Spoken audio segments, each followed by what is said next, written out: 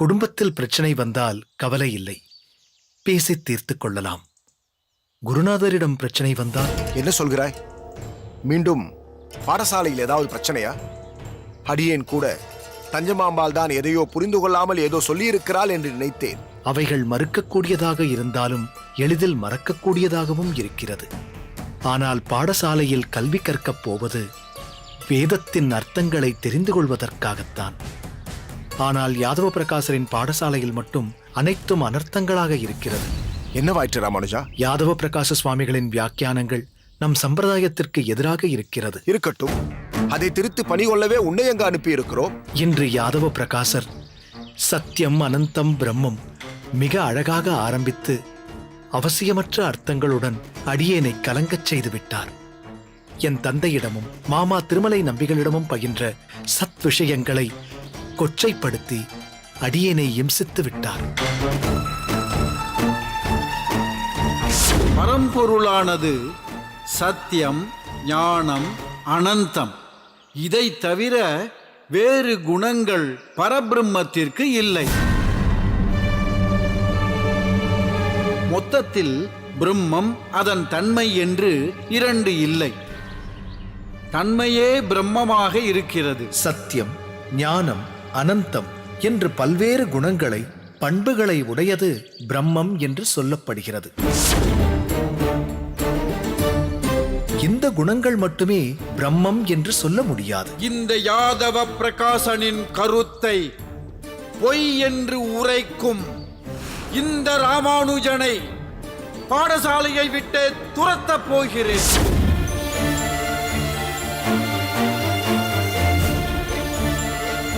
பேரொருளாளா, இது என்ன ராமானுஜா, இப்படி ஒரு விபரீத சோதனை? சாதிக்க அவர் பாடசாலைக்கு சென்றேன்.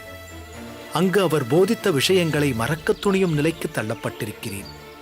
பாடசாலையில் தொடர்ந்து நடந்த வாக்குவாதங்களும் இறுதியாக காசி யாத்திரை சம்பவமும் அடியேன் பாடசாலையை புறக்கணிக்க வேண்டும்படி அடியேன் உள்ளம் நினைத்துவிட்டது. எனினும் தங்கள் வற்புறுத்தலின் பெயரால் அடியேன் பாடசாலைக்கு சென்றேன். அடியேன் படும் வேதனையை தாங்கள்தான் தீர்த்து வைக்க வேண்டும். ராமானுஜா, உனது தந்தையும் மாமா திருமலை நம்பிகளும் அடியேனும் யாதவ பிரகாசரை பற்றி நன்கு அறிந்தவர்கள்தான். இருந்தும் உன்னை அந்த பாடசாலைக்கு அனுப்பியதற்கு கற்றது கடுகளவு, கல்லாதது உலகளவு என்பதை நினைத்துத்தான். ஆனால் சத்தியம், ஞானம், அனந்தம் பிரம்மத்தில் அவர் சொன்னது அனைத்துமே அசத்தியம், எவராலுமே ஏற்றுக்கொள்ள முடியாத ஒரு அனர்த்தம். வேண்டாம் ராமானுஜா, இனி நீ அந்த பாடசாலைக்கு செல்ல வேண்டாம். மீண்டும் யாதவ பிரகாசரை வந்து அழைத்தாலும் நீயும் சரி, அடியேனும் சரி, மறுத்து விடுவோம். நாளை முதல் உன் விருப்பப்படி சாலை கிணற்றிலிருந்து வரதனுக்கும் பெருந்தேவி தாயாருக்கும் தீர்த்த கைங்கரியம் செய்ய ஆரம்பித்து விடு. இதுவரை நீ கற்ற வேத சாஸ்திரங்கள் இனி நம் சம்பிரதாயத்தை நீ பூரணமாக அறிவதற்கு உனக்கு பயன்படட்டும். மிக்க நன்றி. தாங்கள் ஒருவேளை மீண்டும் அடியேனை அனைத்தையும் மறந்து பாடசாலைக்கு செல் என்று சொல்வீர்களோ என்று நினைத்தேன். இனி அடியேன் வரதனுக்கு தீர்த்த கைங்கரியம் செய்து கொண்டு தங்கள் நிழலிலேயே வாசம் செய்வேன். இது அடியேனின் எண்ணம் மட்டுமல்ல ராமானுஜா, பெருந்தேவி தாயாரின் எண்ணமும் கூட. புரியவில்லை சுவாமி. விந்தியமலை காட்டில் நீ திக்கு தெரியாமல் அலைந்து கொண்டிருந்த பொழுது உனக்கு ஏன் பெருந்தேவி சமேதராய் இந்த தேவாதி ராஜன் வேடனாய் வேடுவச்சியாய் காட்சி கொடுக்க வேண்டும்? உலகத்தாரின் தாகத்தையே தீர்த்து வைக்கும் அந்த தாய்க்கு எதற்கு தாகம் எடுக்க வேண்டும்? அந்த தாகத்தை தீர்க்க நீ ஏன் சாலை கிணற்றிலிருந்து நீர் இறைக்க வேண்டும்? அதற்கு காரணம், ராமானுஜா, நீ படித்தது போதும், இனி எனக்கு தீர்த்த கைங்கரியம் செய் என்று அந்த பெருந்தேவி தாயார் சொல்லாமல் சொல்லிவிட்டாள். எல்லாவற்றிற்கும் மேலாக மாமன் செய்யும் பணியை மருமகனும் செய்வான் என்பது வழக்கில் உள்ள மொழி. உன் மாமா திருமலை நம்பிகள் திருமலையில் ஸ்ரீனிவாச பெருமானுக்கு தீர்த்த கைங்கரியம் செய்கிறார். நீ அவரின் மருமகன். இங்கு காஞ்சியம்பதியில் வரதராஜனுக்கும் பெருந்தேவி தாயாருக்கும் தீர்த்த கைங்கரியம் செய்ய போகிறாய். சலனமின்றி அகத்திற்கு செல். உன் கவலைகளை மறந்து நிம்மதியாக இரு. நாளை காலை உதயமாகும் நாழிகையில் கோயிலுக்கு வந்து உன் கைங்கரியத்தை தொடங்கு. இனி உன் வாழ்வில் புது அத்தியாயம் தொடங்கப் போகிறது ராமானுஜா. தங்கள் சித்தம் சுவாமி. அடியேன் குழப்பத்துடன் வந்தேன், தெளிவடைந்து செல்கிறேன். மிக்க நன்றி சுவாமி. நன்றி என்ற வார்த்தையை சொல்லி அடியேனை அந்நியனாக்காதே. சென்று வா. அடியேன் தாசன்.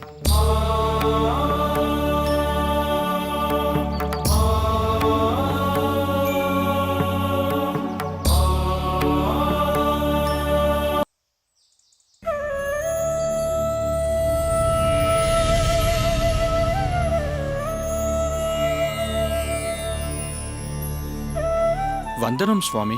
வந்தனம். உம்மைத்தான் எதிர்பார்த்து காத்துக் கொண்டிருந்தேன். சற்று தாமதமாகிவிட்டது, க்ஷமிக்கணும். பாதகமில்லை. இதோ எண்ணெய், அரப்புத்தூள் அனைத்தும் தயாராகவே இருக்கிறது. யாராவது அழுத்தி தேய்த்தால்தானே தேக உஷ்ணம் போகும். வாஸ்தவம்தான். நாமே நமக்கு தேய்த்துக் கொள்வது அவ்வளவு ஸ்லாக்கியம் இல்லைதான். முதலில் எண்ணெயை வைத்து விடுகிறேன், சிறிது நேரம் ஊறட்டும். சற்று பொறுங்கள். முகமெல்லாம் ஒரே வாட்டமாக இருக்கிறதே, உடல் சுகமில்லையா? உடல் சுகமாகத்தான் இருக்கிறது. ஆனால் தங்களிடம் மறைப்பதற்கில்லை. நேற்று இரவு அன்னம் புசிக்கவில்லை. அதனால்தான் இந்த சோர்வு. ஏன் நேற்றிரவு அன்னம் புசிக்கவில்லை? பசி எடுக்கவில்லையா? பசியெல்லாம் எடுத்தது. ஆனால் புசிக்க அன்னம்தான் அகத்தில் இல்லை. ஏதோ வைஷ்ணவர்களுக்கு எண்ணெய் தேய்த்து விடும் சேவை செய்து அடியனின் வாழ்க்கையை ஓட்டிக் கொண்டிருக்கிறேன். நித்தியப்படி சேவை கிடைத்தால் அன்னமும் கிடைக்கும். நேற்று சேவையும் கிடைக்கவில்லை, அன்னமும் புசிக்கவில்லை. ஏதோ வரதனின் கருணை. இன்று நீங்கள் அழைத்து விட்டீர்கள். சேவையை முடித்துவிட்டு அன்னத்தை ஸ்வீகரிக்கிறேன். இல்லை, பசியோடு நீர் செய்யும் சேவையை அடியேனால் ஏற்றுக்கொள்ள முடியாது. முதலில் பசியாரும், பிறகு எண்ணெய் தேய்க்கலாம். இல்லை, இருக்கட்டும். சேவையை முடித்து விடுகிறேன். மறுக்கக்கூடாது. இப்படி உட்காரும், வந்து விடுகிறேன். சரி.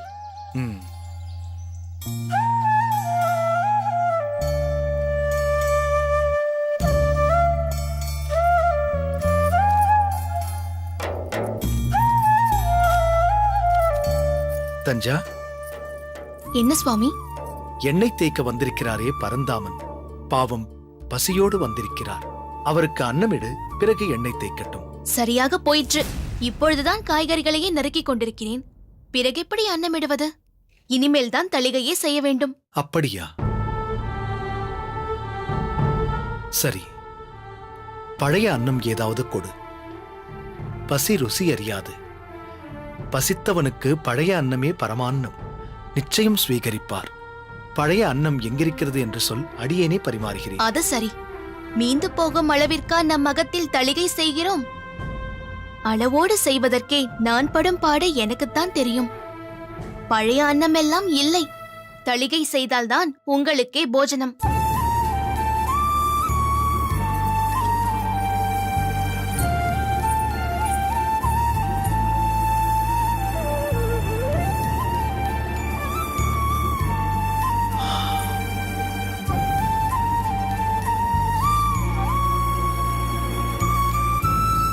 சுவாமி, ஆ?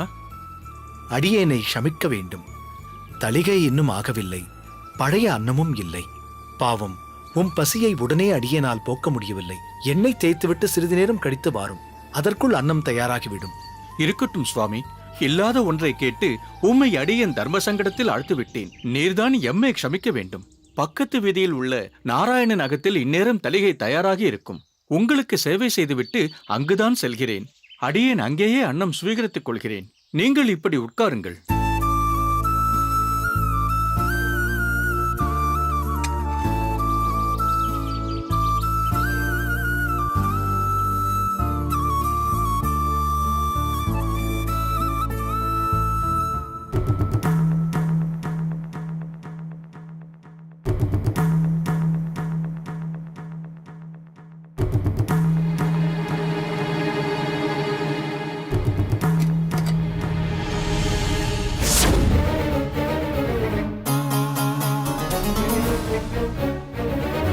தஞ்சா,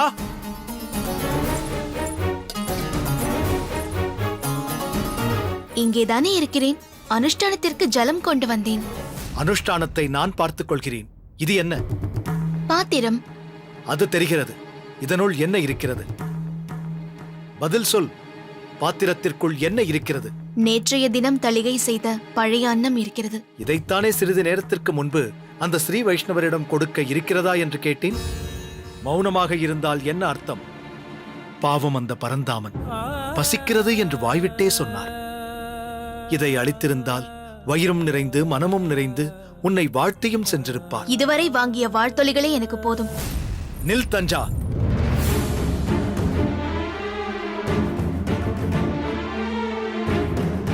வைணவர்களின் வாழ்த்தொலிகளே போதுமென்று ஆகிவிட்டதா உனக்கு? இவ்வண்ணத்தை நீயோ நானோ ஸ்வீகரிக்கப் போவதில்லை. பரந்தாமன் ஒரு ஏழை அந்தணன். பழைய அன்னமே எதேஷ்டம் என்று நினைப்பவர். தூக்கி எறியப் போவதை பரந்தாமனுக்கு அளித்தால் குறைந்தா போய் விடுவாய். குறையாது, தொடரும். என்ன பிதற்றல் இது? என்ன தொடரும்? ஒவ்வொரு முறை அந்த பரந்தாமன் வரும்போதும் இது போன்ற அன்னத்தை யாசிப்பார். நாமும் கொடுக்க வேண்டிய கட்டாயம் ஏற்படும். அது மட்டுமல்ல, அவருக்கு எப்பொழுதெல்லாம் பசிக்கிறதோ அப்பொழுதெல்லாம் புசிப்பதற்கு நம்மகத்தை தேடிக்கொண்டு வருவார். வருவோர் போவோர்க்கெல்லாம் அன்னம் அளிக்க நம்மகம் என்ன சத்திரமா? தஞ்சா, நீயா இப்படி பேசுகிறாய்? அடியேனால் நம்ப முடியவில்லை. நீ என்ன பேசுகிறாய் என்று உணர்ந்துதான் பேசுகிறாயா? நன்கு உணர்ந்துதான் பேசுகிறேன். தற்போது உள்ள குடும்ப சூழ்நிலையை உணர்ந்து அறிந்து பேசுகிறேன். எல்லாவற்றையும் யோசித்து செய்ய வேண்டியிருக்கிறது. என்ன யோசித்து செய்கிறாய்? தர்மசாஸ்திரம் என்ன சொல்கிறது என்று ஒரு க்ஷணம் யோசித்து பார்த்தாயா? கிரகஸ்தாஸ்திர தர்மத்தை கடைபிடிப்பவளாக இருந்தால் அகத்தில் தளிகை முடிந்தவுடன் வாசலுக்கு வந்து, யாராவது பசியோடு இருக்கிறீர்களா? எங்கள் அகத்தில் அன்னம் தயாராக இருக்கிறது, யாராவது வந்து ஸ்வீகரியுங்கள் என்று 3 முறை உரக்க அழைக்க வேண்டும். அப்படி யாரும் வராத பட்சத்தில்தான் அவள் அகத்திற்குள் சென்று குடும்பத்தோடு அன்னத்தை ஸ்வீகரிக்க வேண்டும். ஒருவேளை யாராவது வந்தால் முதலில் அவர்களுக்கு அன்னத்தை பரிமாறிவிட்டு பிறகு மிச்சம் மீதி இருப்பதைத்தான் அந்த குடும்பத்தில் உள்ளவர்கள் ஸ்வீகரிக்க வேண்டும். இதுதான் தர்மம். ஆனால் நீ பசி என்று கேட்டவனுக்கு அன்னமிடாமல் தவிர்த்திருக்கிறாயே, இது எவ்வளவு பெரிய அபச்சாரம் தெரியுமா? இது போன்ற பல சாஸ்திர நுணுக்கங்களை உணர்ந்தவர்தானே உன் தகப்பனாரும் உன் குடும்பத்தாரும். வழி வழியாக சாஸ்திரங்களை பின்பற்றுபவர்கள்தானே, அனுஷ்டிப்பவர்கள்தானே. அதை நீ அறியாமல் போனதுதான் அடியேனுக்கு வினோதமாக இருக்கிறது. வந்தவர் எண்ணெய் தேய்த்துவிட வந்திருக்கலாம், பரம ஏழையாக இருக்கலாம். எப்படி பார்த்தாலும் அவர் நம் அதிதி. அவருக்கு யதாசக்தி நம்மால் முடிந்த வகையில் உபச்சாரம் செய்து அனுப்புவதுதான் முறை. அதிதி தேவோ பவ என்பதுதான் நம் தர்மம். அதிதியை முறையாக போஷிக்காதது பாவம் என்றால், பசி என்று வெளிப்படையாக சொன்ன ஒருவரை, அதுவும் ஒரு ஸ்ரீ வைஷ்ணவரை, அன்னத்தை வைத்துக்கொண்டே இல்லை என்று சொல்லி அனுப்பியது மன்னிக்க முடியாத குற்றம், பெரும் பாவம். அதற்கில்லை, நான் வேண்டாம். இடும்பையால் அடர்ப்புண்டு இடுமினோ துற்றன்றி இறந்தவருக்கு இல்லையே என்று நெடுஞ்சொல்லால் மறுத்த நீ செய்கிறே நீ. பசிப்பிணியால் துன்புற்று அன்னத்தை யாசிப்பவருக்கு அன்னம் இருந்தும் இல்லை என்று மறுப்போரை என்னவென்று அழைப்பார்கள் தெரியுமா? நீசன். இன்னொரு முறை இந்த தவறை நீ செய்தால் அடியேன் பொறுத்துக் கொள்ள மாட்டேன். நில்லுங்கள். நான் எது வேண்டுமானாலும் ஆகிவிட்டு போகிறேன். தளிகை சற்று நேரத்தில் தயாராகிவிடும். போஜனம் செய்துவிட்டு பிறகு செல்லுங்கள். முதலில் பசித்திருப்பவர் புசித்து பசியாற வேண்டும். அவர் பசியாறினால்தான் அடியேன் மனதாரும், மனதாறினால்தான் வயிறும் ஆறும். அந்த ஏழை அந்தனர் எங்கே என்று தேடிக் கண்டுபிடித்து அவருக்கு கோயிலிலிருந்து பிரசாதத்தை பெற்றுக் கொடுத்து அவர் வாட்டத்தை போக்கும் வரை அடியேன் ஒரு சொட்டு ஜலம் கூட பருக மாட்டேன்.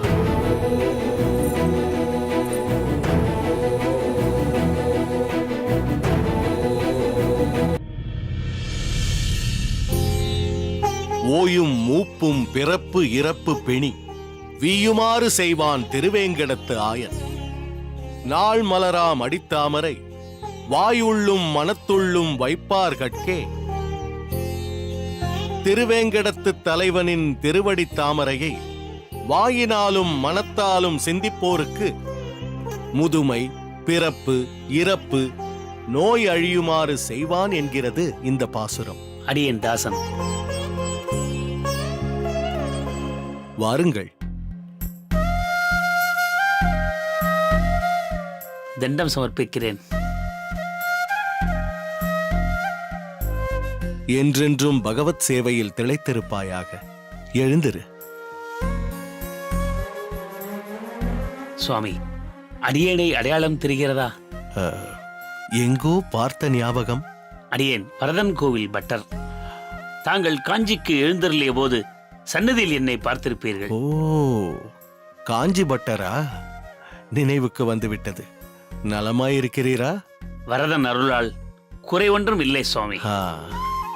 என்ன, அரங்கனை சேவிக்க வந்தீரோ? அரங்கனை மட்டுமல்ல, ஆச்சாரியரையும் சேவிக்க வந்தேன். அரங்கனை இனிமேல் தான் சேவிக்க வேண்டும். சரி, காஞ்சி எப்படி இருக்கிறது?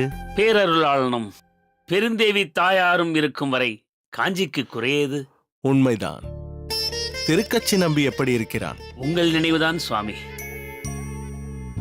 அல்லும் பகலும் வரதன் தொண்டு இருந்தாலும் தங்களை ஒருமுறையாவது இங்கு வந்து காண வேண்டும் என்று ஏங்குகிறார். திருக்கச்சி நம்பிகளுக்கு அதுதான் எப்பொழுதுமே எண்ணம். ஆனால் பாவம், வரதனை விட்டு வர மனமில்லை. சீடர்களில் தனித்துவம் பெற்றவன் திருக்கச்சி நம்பி. பிறர் நலம் பேணியே வாழ்வை நடத்திக் கொண்டிருப்பவன். இடையில் தாங்கள் நோய்வாய்ப்பட்டு அவதிப்படுவதை கேட்டு மிகவும் நொந்து போய்விட்டார். அடியேனும் சொல்லுவேன், தங்களை ஒருமுறையாவது திருவரங்கம் சென்று சேவித்துவிட்டு வாருங்கள் என்று. ஆனால் ஆச்சாரியார் அதை விரும்ப மாட்டார் என்று திருக்கச்சி சொல்லுவார். திருக்கச்சியின் சீடன் ராமானுஜன் எப்படி இருக்கிறான்? திருக்கச்சி அடியேனை வந்து பார்ப்பதை விட ராமானுஜனை நன்றாக பார்த்து கொண்டாலே போதும். திருக்கச்சி நம்பிகள் இருக்கும்போது ராமானுஜனுக்கு என்ன குறை? அவர் கண்காணிப்பில்தான் ராமானுஜர் இயங்குகிறார். ராமானுஜரின் தந்தை பரமபதம் அடைந்த பிறகு திருக்கச்சி நம்பி சுவாமிகளின் அறிவுரைப்படிதான் ராமானுஜர் நடந்து கொள்கிறார். கேள்விப்பட்டேன். ராமானுஜனை யாதவ பிரகாசர் பாடசாலையில் சேர்த்து விட்டதே திருக்கச்சி நம்பிதானே? அங்குதானே ராமானுஜன் கல்வியை தொடர்கிறான். அதெல்லாம் முன்பு சுவாமி. இப்போது ராமானுஜரின் படிப்பு முடிந்துவிட்டது. இல்லை இல்லை, முறிந்துவிட்டது என்றே சொல்லலாம். சற்று விளக்கமாக கூறும். யாதவ பிரகாசரிடம் தர்க்கம். ராமானுஜரை பொறுத்தமட்டில் வேதத்தை, வேதத்தின் உட்பொருளை தவறாகச் சொன்னால் பழிச்சென்று திருத்தி விடுவார். யாதவ பிரகாசர் பெரிய கல்விமான் தான். ஆனாலும் ராமானுஜர் விஷயத்தில் தவறாகவே அர்த்தம் சொல்வார். அடிக்கடி இருவரும் வாதிப்பார்களாம். தற்போது அனந்தம் பிரம்மம் ஸ்லோகம் பற்றி வாதம். யாதவ பிரகாசர் தெரியாமல் சொல்கிறாரா அல்லது வேண்டுமென்றே ராமானுஜரின் கோபத்தை கிளறும்படி சொல்கிறாரா என்றே தெரியவில்லை. மொத்தத்தில் இப்போது நிரந்தரமாக பாடசாலையிலிருந்து வெளியே வந்து விட்டார் ராமானுஜர். அதன் பிறகு? ஆம் சுவாமி, இப்போது வரதன் கோயிலில் ராமானுஜர் தான் தீர்த்த கைங்கரியம். திருக்கச்சி நம்பி சுவாமிகள் தான் ஏற்பாடு செய்தார். பட்டரே, நல்ல செய்தி சொன்னீர்கள். உமது செய்தி என் செவியில் தேனாய் பாய்கிறது. ராமானுஜன் வாழ்க்கையில் ஏற்பட்ட இந்த திருப்பத்தால் நிச்சயம் நன்மையே பிறக்கும் என்பது அடியேனின் நம்பிக்கை. சரி சுவாமி, அடியேன் உத்தரவு வாங்கிக் கொள்கிறேன். சரி, பெருமாளை சேவித்துவிட்டு வரும்போது மடத்தில் அமுது செய்துவிட்டு செல்லுங்கள். அப்படியே ஆகட்டும் சுவாமி. வந்தனம். வாருங்கள் சுவாமி. காஞ்சி பட்டர் ராமானுஜனின் படிப்பு முடிந்துவிட்டது என்றதும் தங்களுக்கு அப்படி என்ன சந்தோஷம்? அது உனக்கு புரியாது. சரி, நீ பெரிய நம்பியை பார்த்து உடனடியாக அடியேன் மடத்திற்கு அழைத்ததாக வரச் சொல். உத்தரவு சுவாமி.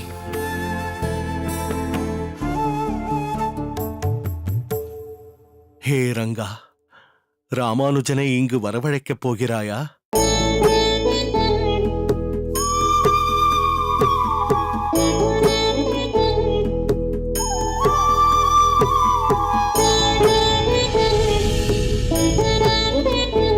இடையில் பண்ணையை பராமரிப்பதற்கான ஒரு குறிப்பிட்ட தொகையை பூபதியிடம் கொடுத்துவிட்டு செல்கிறேன். ஐயா, மணி 12 ஆயிடுச்சு. ஜாலி. இன்னையோட தூங்காம இருக்க வேண்டிய பத்தியும் முடிஞ்சு போச்சு. இப்ப நான் படுத்து தூங்க போறேன் பாரு, ஒரு தூக்கம். ஆஹா, இந்த ஜென்மத்துல நான் அப்படி ஒரு தூக்கம் தூங்கி இருக்கவே கூடாது. இந்த வார